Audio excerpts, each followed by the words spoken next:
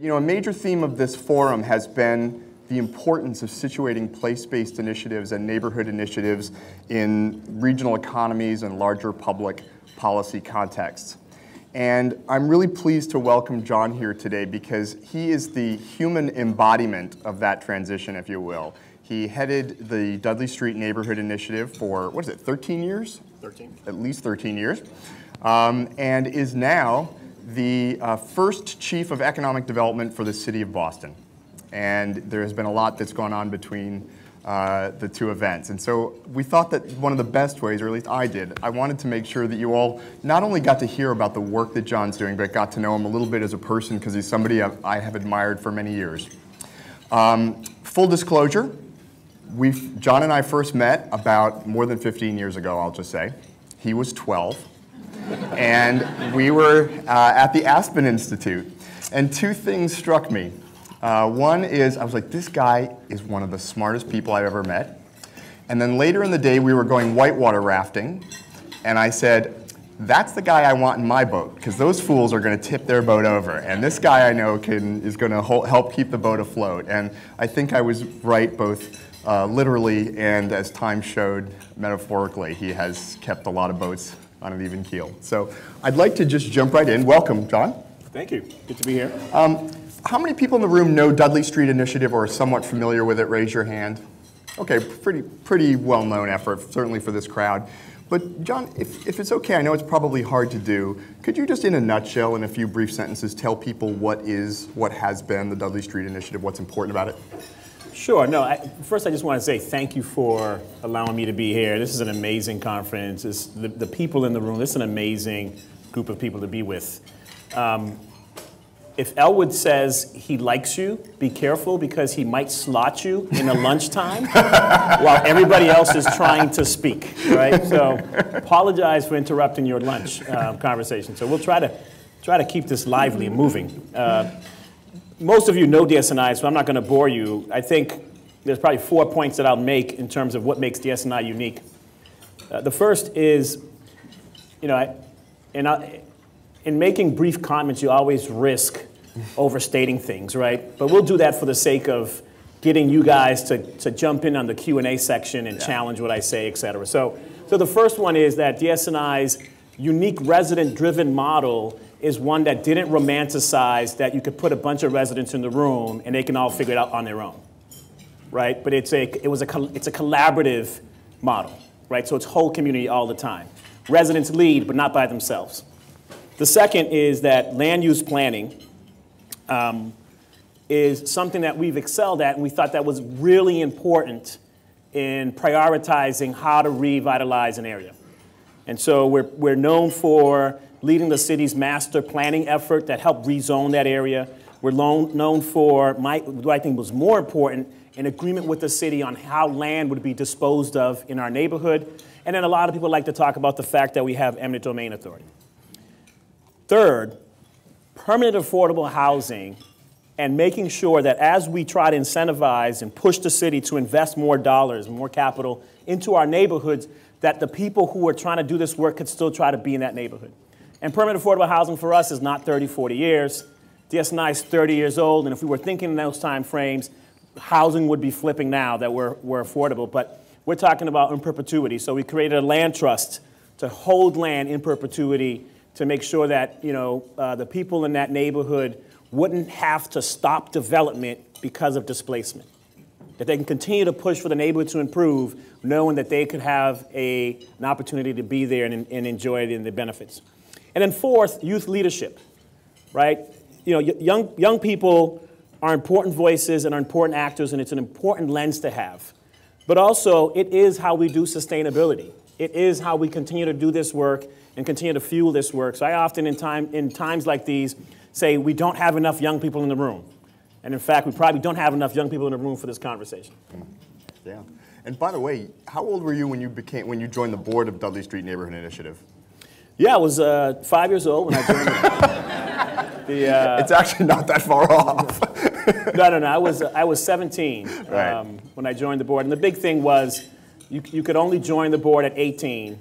And I was used, so it wasn't, You know, the story's often told from a singular individual perspective. John pushed to join the board. It was really a bunch of young people working with some smart adults to say, how do we make a statement about youth voice, right? And I was the kind of the sucker that said, okay, I'll run for the board and push the statement. And so today we have 4 seats on our board of directors for young people under the age of 18. It's very important. Thank you. You know, you mentioned you passed over the eminent domain question. I know that it's one thing that people do really like to talk about with the Dudley Street Neighborhood Initiative, that there's actually community-driven or community-controlled eminent domain where you can take properties that have been held out of the market for a while and put them into a community plan. Tell me, you know, how feasible do you think that is for other places? Is it sort of something that was unique to Boston, or what do you think? You know, I think it is feasible. I think people shouldn't just push for eminent domain, though. Eminent domain is part of a relationship that we built with the city around land use planning and implementing the neighborhood's plan, right? I think that the relationship, when you're thinking placemaking, when you're thinking place and neighborhood and what we can do in neighborhoods, some of the most devastating decisions have been around land use planning, and some of the most opportune, I think, things we can talk about in terms of policy is how community is engaged in land use planning. And so we approached it that way.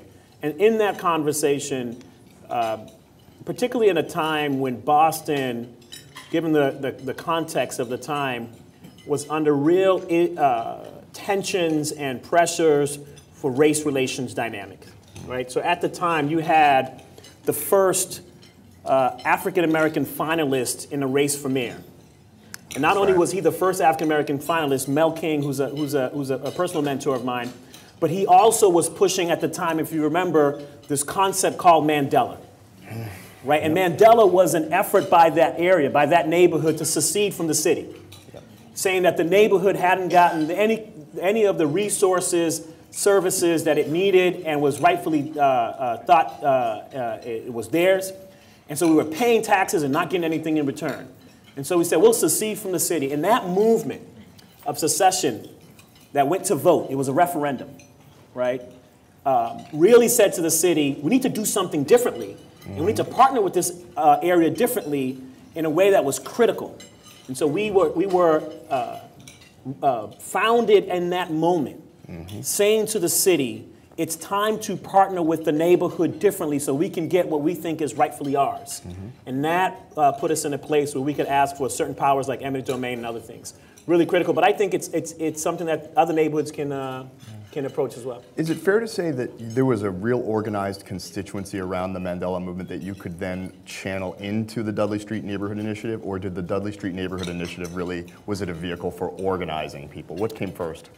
You know, Mandela movement definitely came first. I think people don't talk about Dudley within that context, but the racial justice context of the Mandela movement, the sense of geopolitical inequities in that time frame, right? That was exacerbated.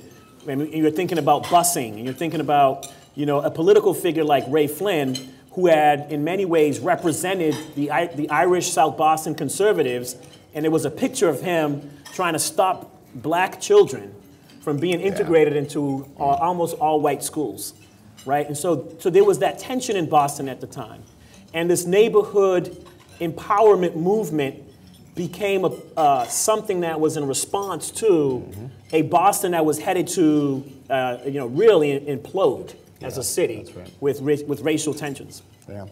You know, one of the things that has always struck me, certainly in the early days of Dudley Street Neighborhood Initiative, was the emphasis on the economy. I mean, you guys were looking at the root economic causes of what was going on in neighborhoods in ways that other people were not. And in fact, it was in 1998 that I went with a group of people from here, leaders from South LA, and to actually look at the Dudley Street Neighborhood Initiative. And the leader of that group, the lead nonprofit executive, had said that before she went, she thought that most of the time economic development referred to affordable housing when you were a nonprofit. You want to do economic development, you went into affordable housing.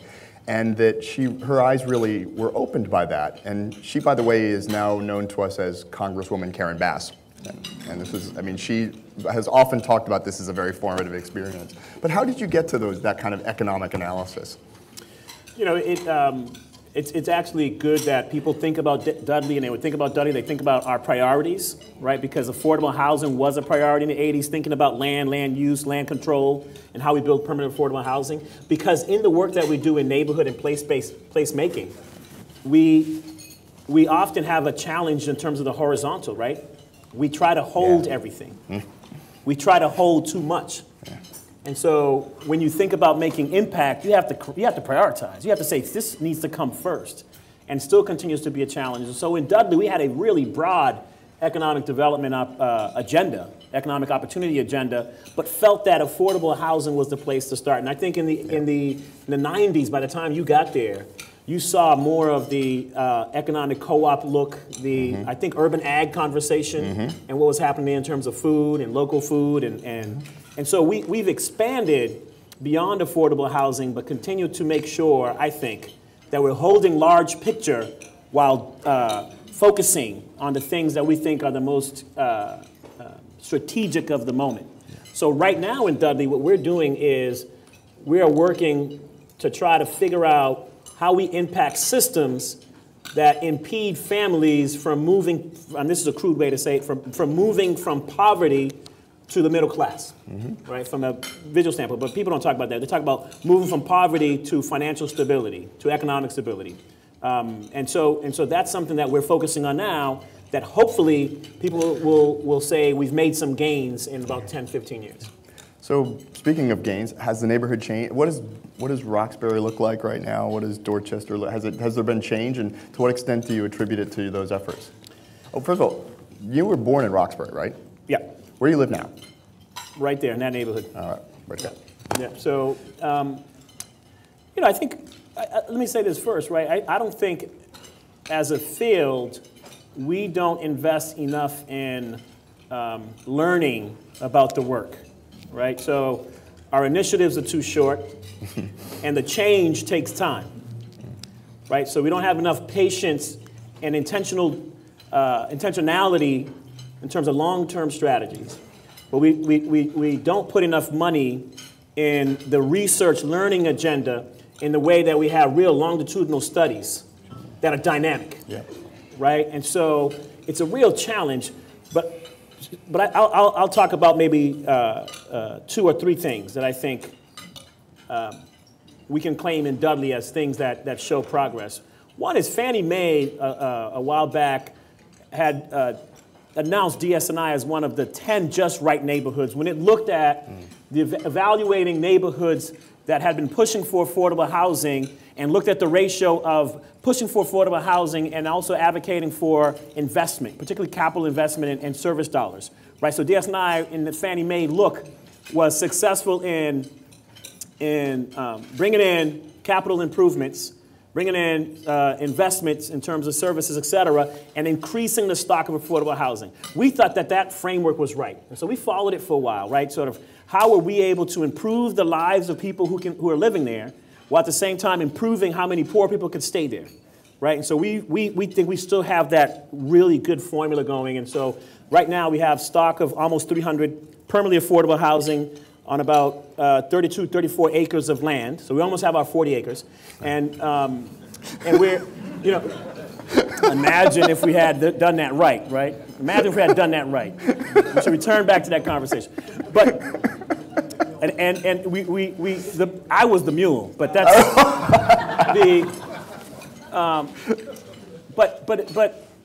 So the ratio, I think, is still the right ratio and shows that we've been moving the neighborhood in the right direction. The second one is we did a study of research with UMass Boston that looked at human development, particularly when you looked at the question of leadership development, which is so central to our model. And there were a lot of things that we found out, and we published some stuff, but I thought the most impactful thing was to look at how many young people in that neighborhood were now holding influential positions throughout the city, right? And so it's, you know, our current state senator, you know, Linda Dorsina-Fori was on the youth committee with me. Our most recent past state representative, Carlos Henriquez. I just ran for mayor in a very successful grassroots campaign that now has me as chief economic development. On and on and on, right? There's a number of us both in public life and in the private sector, that now have influential voices in the city. And in fact, I would argue that Boston is stronger because of the investment we made in our young people, right? And that was a really important study. And then the last one is really around crime. When we started our effort, the DS9 neighborhood had 10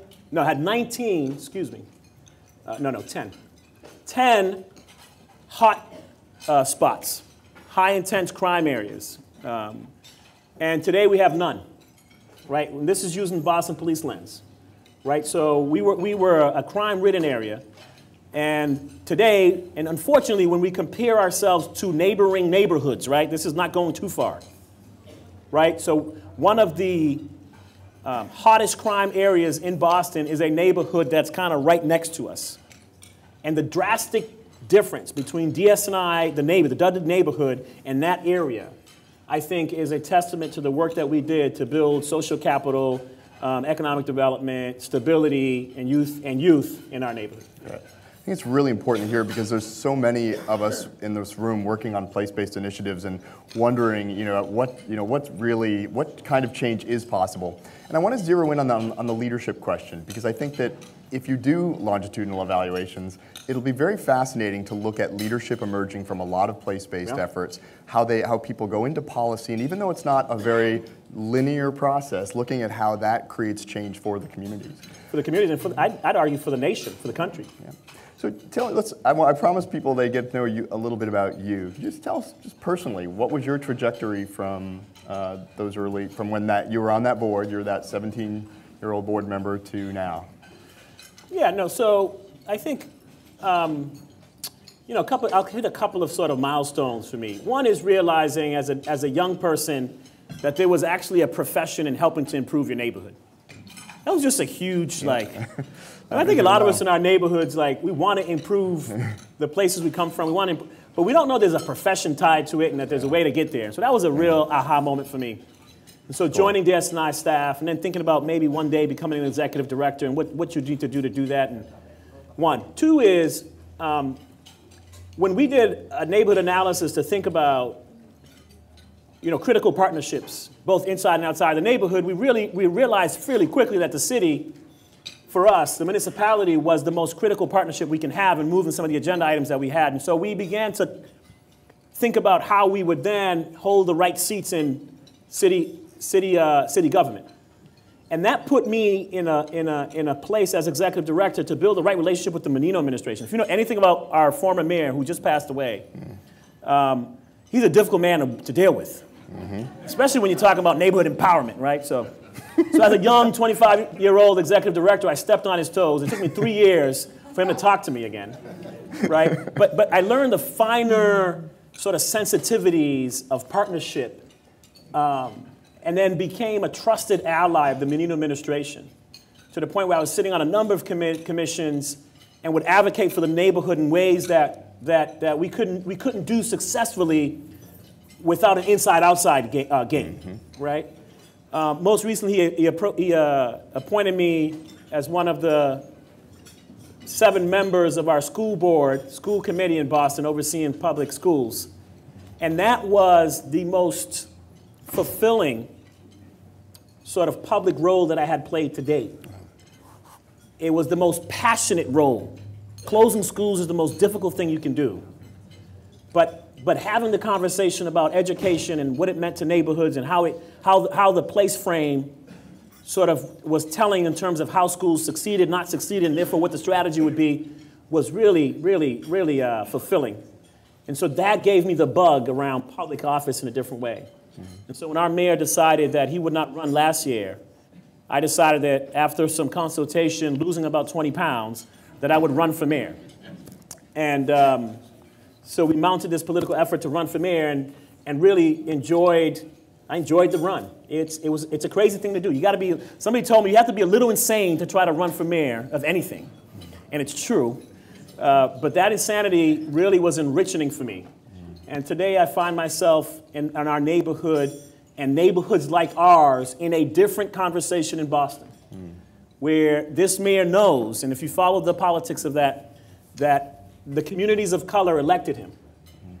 And this question of a more inclusive Boston is central to the conversations we are having today. And that really comes out of the years and years of capacity that, foundations who are sitting in this room who believed in Dudley and neighborhoods like ours have poured in, right? And we don't show that in reports enough, right? And I want to give kudos to folks in the room here who believed in poor people like me and my neighbors to put Boston in a different place where we are now talking about a citywide racial reconciliation process that is also going to be tied to policy making, right? And making sure that there is the right set of opportunities for everyone in Boston, particularly in my cabinet around economic development, but also around some of the outputs of health, education, et cetera, et cetera. And so that journey's been a fascinating journey for me.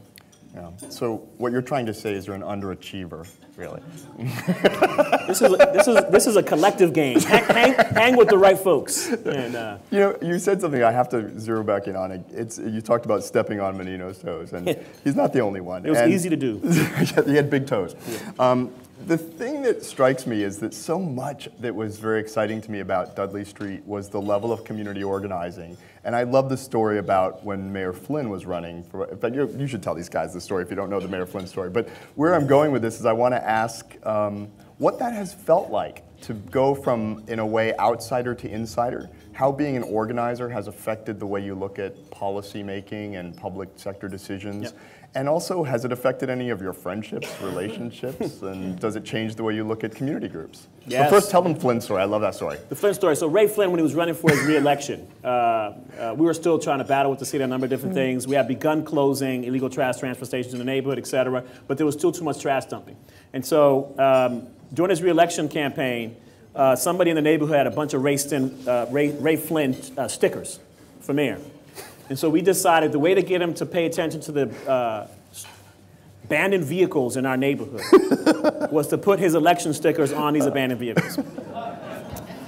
Day one, all of them were removed, right? And so, but you're right, Elwood. I mean, these are nothing brings focus to a bureaucracy that has so much to look at, so little capacity to do it, than neighborhoods who are saying this is what matters to us. Mm-hmm. There's nothing that's more helpful to making local, state, federal government more effective and responsive than local voice, right? We owe this to our democracy, right? To build a more perfect union because we're building capacity for people to engage, right? And so I know that more now as a public official than I knew that as executive director of DSNI. When I'm trying to get to certain meetings and have certain conversations, I'm trying to make sure community folks are there, right? Yeah. To sharpen the conversation, to sharpen me, to sharpen others, to make sure we're relevant. But I think the community actually doesn't appreciate how much they do impact local decisions. It doesn't end up looking that way. But the work that we do to organize communities and have those, have the clarity around what's important is impacting the work of government on a daily basis. And I know this more than I've ever known it. And then when I walked in, people were just like, thank you, high-fiving me, thanks, And then it took me a while to figure out, well, I can't necessarily be that voice. And they were saying, say more, and I'll do more in government. I still need community. I can't play that role in that way anymore. I play a different role. And so a couple of days ago, I was in front of this really, rich group of community activists. And I said to them, look, we've changed 5 policies, important policies in the area of economic inclusion. We now need you to implement. And we have more capacity to advocate than we have capacity to implement under a lot of these policies. And so when you have government that wants to work with community, and the community continues to come back to you and say, oh, we're so happy you did this. Let's just reaffirm. Did we do this? We did this. We got this win. Yeah, we did this. We got this win. All right, let's go. We did it. Can we do this? We got this win. Yeah, we did. Folks, we need to do something with this win. So collectively, we can move the needle. Or it doesn't mean anything in terms of how we impact people's lives. So that's where we are in Boston right now, struggling with how to really make good use of some of the public policy changes that we've done immediately in city government And so that's a fun place to be. Great. The follow-up question to that is, we have a lot of funders in the room, and not every organization has the capacity to do the real community organizing. I mean, I think in some ways an unfair burden is placed on community groups when they're asked to speak for the community, and they don't have the resources to do the kind of constituency building and outreach that you did. Could you say a few words about what kind of capacity has to exist in neighborhood groups that funders should be supporting and at least be aware of? It takes a lot of money and a long time, and you guys know this in the room, to build really good community capacity to do this work. And DS and I, we just celebrated our 30th anniversary. And, I'll call out the Casey Foundation. We had a love-hate relationship with the Casey Foundation. But I tell you what, the Casey Foundation poured a lot of money in our neighborhood and allowed us to build the kind of strength that we needed to do the work that we do. So, that's our champion in a way, because the Rebuilding Community Initiative, and I see Tanya in the room, the head of Skillman, and we shared that space together with a number of other neighborhoods around the city and built the network, so not only local capacity, but national capacity to engage, share thoughts, and build a web of people who are doing this work around the country in a way that we haven't seen, again, in my neighborhood, and gave us the foundation to do this. It takes patience. It takes a lot of money to build the capacity you need. And then it's a high-risk game, because we know we don't get it right all the time. And then we know sometimes when foundations leave, initiatives fold, right? I'm a big advocate for initiatives that are not started by foundation dollars and only foundation frames. But I'll take those too. But sustainability and projecting beyond institutions that don't have that kind of patience that you need for the change that we need, because it's generational change, right? I think is critical, because foundations and their boards just don't have the patience. They don't have the stay power that you need for this game. And then I'll also underscore, that capacity is also about young people. That young 15, 16, 17-year-old that is a troublemaker like I was in that neighborhood is really the future of that neighborhood and that organization. And in too many cases, we don't believe in them enough. Our educational system don't believe in them enough, and we don't believe in them enough as adults who are trying to, quote unquote, work for them. So we believe in them in the aggregate. Stop believing them in the aggregate. Believe in them in individuals and put them in places to succeed, because capacity is really built over time, and those are the folks who are going to show it the most. There's a couple more questions, and then I want to open it up to this room. Kim Zuley, who's here, is she here in this room? Kim? Hey, you had asked a question from ICIC, had raised the issue of the EB5 program, and really the importance of connecting cities with global economies, and that really low-income neighborhoods have to make the leap to global economies. If you don't know, EB5, it awards visas to foreign nationals who are investing in commercial development in inner city areas. I mean, that's a big idea. Can you see that having any relevance to low-income areas in Boston? Absolutely, absolutely. Part of my portfolio as Chief Economic Development, I've got 6 agencies underneath me, and one of them is our international work that we do. So this year I've been to Israel, Dubai, China, the Netherlands, and the EB5 opportunity is one that is about capital and you being able to direct in many ways capital in places that it has not seen, places have not seen that kind of capital. And so there were, particularly my China trip, I came back with 5 potential investors. 2 of them are, and this is, I'll say this very selfishly, 2 of them are looking at projects that I wish I had the money to do while I was at DS&I in the Dudley neighborhood. And they're going to probably underwrite that for us. And don't tweet that out, because I got to, hold it here. But I think we're going to move some big projects with some of this money in the Boston area, and I think that more people should look at some of the international investors under the EB5 program. The city of Boston has become a very friendly partner with some of the agencies that are putting these packages together, It's now become part of my international tour to talk about neighborhoods and these investments, and we're going to try to do it. The city also spent $153 million that we're hopefully going to cut a ribbon on early next year of a building in Dudley. And part of that building, we are going to create an innovation center, an incubator for small companies. And the international folks were interested in that. So it's not just buildings. That's cool. Right? They were interested because the EB5 money is tied to job creations. And so they'd be interested in thinking about some of the capital that we don't make available for seed and for scaling of small businesses. And so I think this is a really important place to think about for our neighborhood development. Last quick question, maybe not quick, but Marge, who's here today, mentioned place-conscious policy as kind of the future. So, you know, federal and state policies that actually take into account the different needs of low-income areas. When you think big picture policy, maybe not even City of Boston, but federal, what kind of policies do you think are important for people to be supporting? You know, I'll mention four. One is, I think, housing strategies, and we need to be more aggressive with our housing strategies. We're gentrifying cities at a ridiculous rate.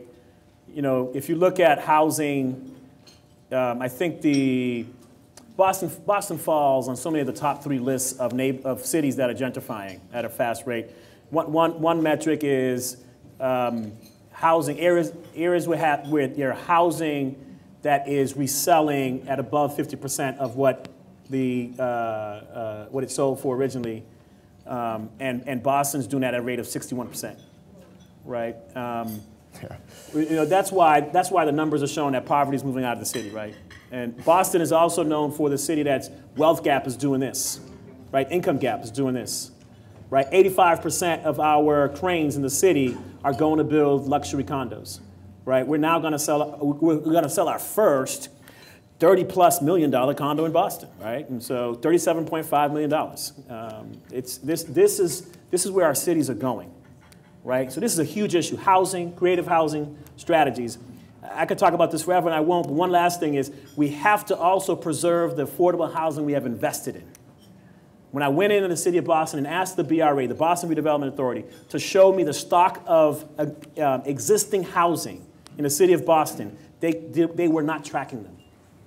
Did not know if they were being resold to the appropriate people. Nobody is stewarding, at least in Boston, but I think I can say this for a lot of cities, particularly the housing that's not with our CDCs, that are being done because of inclusionary zoning like we have in Boston within our private sector. Be quick. Housing. Strategies for economic security and policies for our families, right? And huge system issues with government policies that we need to reform.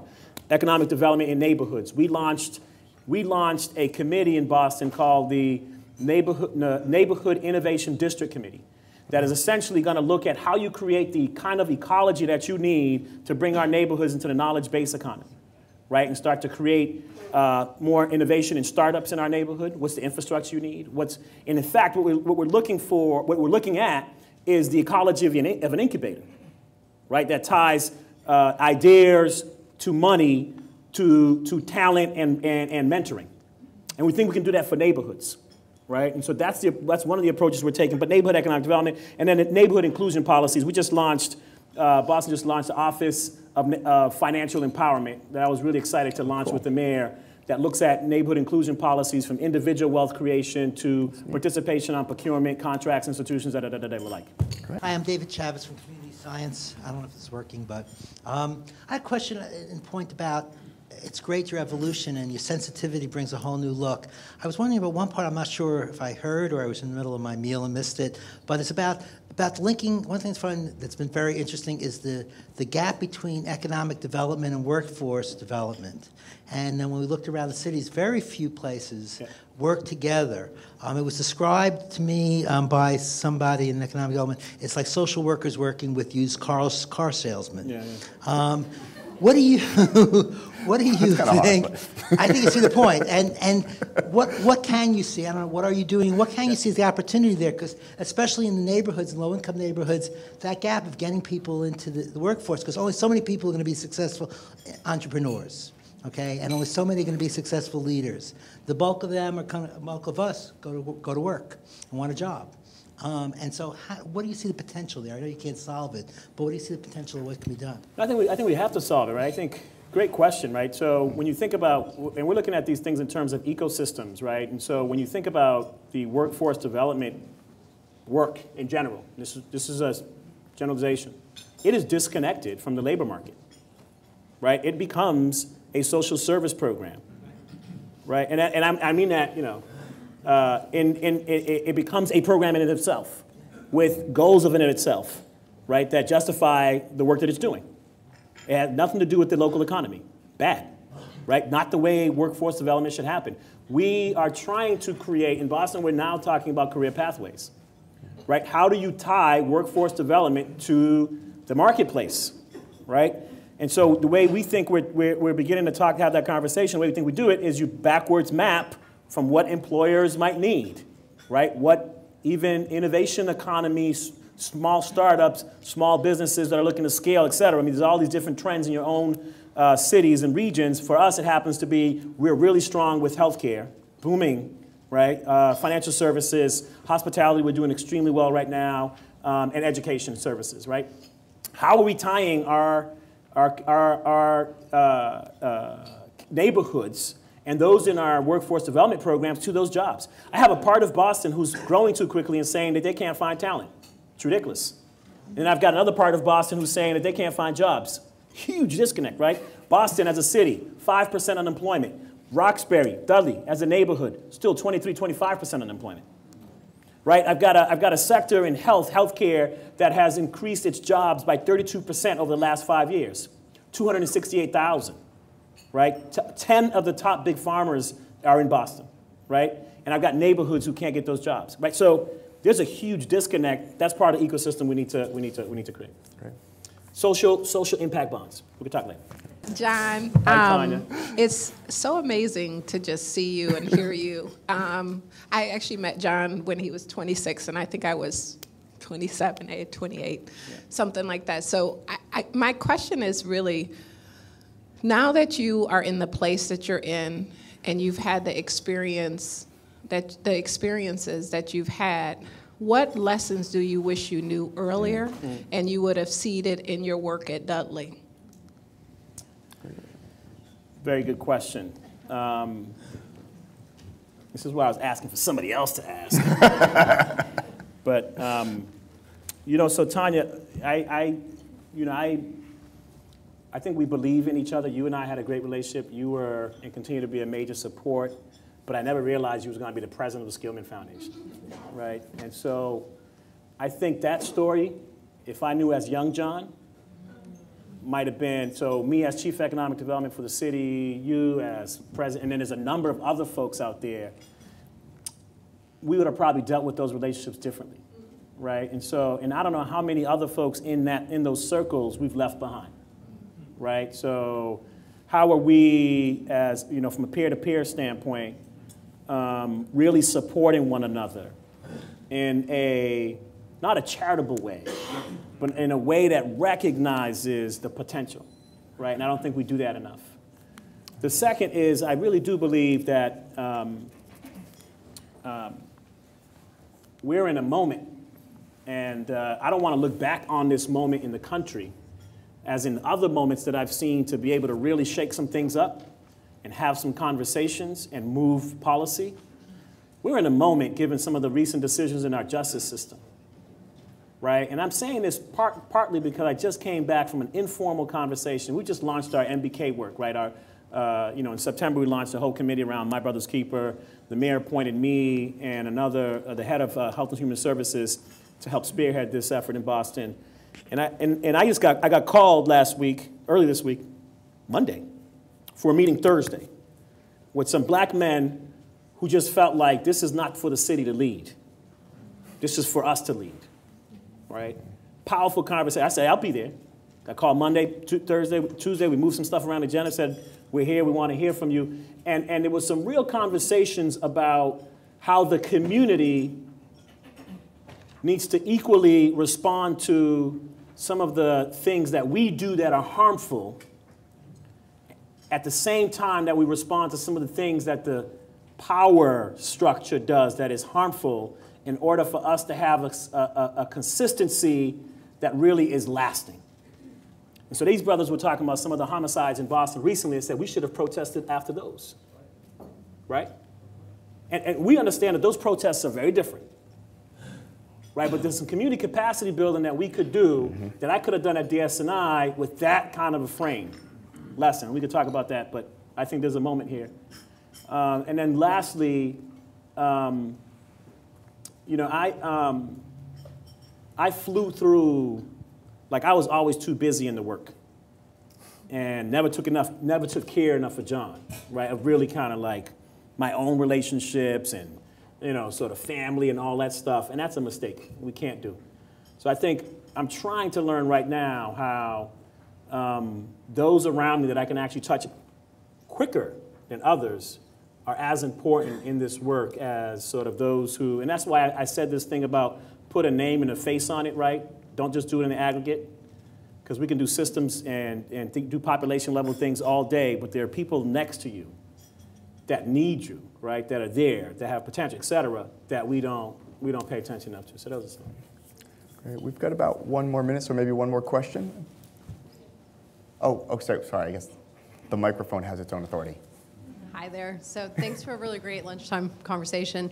So my question, we've talked a lot this morning about creating a more inclusive economy, and I didn't get to ask this in the last session, so I'm going to toss it out here. But we've talked a lot about creating a more inclusive economy, the need to build power within communities. Yeah. But we haven't talked a lot about the investment capital that drives a lot of that. I'm curious what you think the role of private investment capital is in helping to create that more inclusive economy and helping to build that power among community or within community. I think there's a lot. First, I just want to recognize, I agree with you. There's investment capital to build capacity so that we can make a more inclusive economy, right? I think there's a lot out there, though. I think there's, when you look at money flow in a city, in a region, I think you can capture money in that system that reinvests in capital. I think Kim said this, right? In most of our neighborhoods, we have, let's call it raw production ability that we're not tapping into as an economy. Our economy is not growing because we're not reinvesting back in the economy for more people to be productive, right? And so, and people get that. People get that economic principle. So, for instance, we approach Northeastern. Northeastern needs to do a city master plan with us around their master planning process of where they're growing, et cetera. These institutional master plans. Part of the conversation we have with Northeastern, because they're in Roxbury and they're growing, and the neighborhood feels they're a threat, is how you continue to work with the neighborhood. Mm-hmm. And so they have, you know, a huge amount of money that they, in their procurement, that they buy services and goods from people for. And we began to identify the services and goods that they can make available to Roxbury-based companies. But the kicker was they needed to invest money into capacity building to make sure that those folks can come in and actually successfully provide the goods and services they did. Some of it was marrying them with some of the larger contractors that they had with a plan to grow their percentages of play in that contract. Other of it was providing money for some TA for those companies to have the right business plans and development so they can scale and be able to do the institutional work. All of this was in lieu of taxes that this nonprofit and Boston's trying to negotiate. Half of Boston's land, city land, is owned by nonprofits, from the Harvards and the Northeasterns and the BCs and the BUs, et cetera. Half. So we talk about a pilot agreement with them, right, about what they're paying the city in lieu of taxes for the services, et cetera, right? Well, part of that conversation is what they do in our neighborhoods and how they invest back in our neighborhoods in an economic ecosystem that they have already engaged in, where they are helping themselves provide themselves with better contractors, right? And so So I think we need to look at some of the money flows and interrupt them in ways that benefit the public and the economy at large. Everybody benefits when more of the city is productive, right? This is not just, this is the right thing to do, folks, right? This is the right economic development policy. When Standard & Poor's says it, everybody says, yeah. Standard & Poor's says that, you know, the widening of the income gap is a threat to the growth of the economy. So I quote that all the time, right? Because we know this, right? And so having that conversation, I think we could shake it up a lot more. You know, I'm excited to do it in Boston. I think we need to do it nationally. But building capacity, investing in building capacity in some of those businesses is critical, and I'm glad you raised it. Great. John, thank you. Thank you. And please join me in thanking John. Good conversation.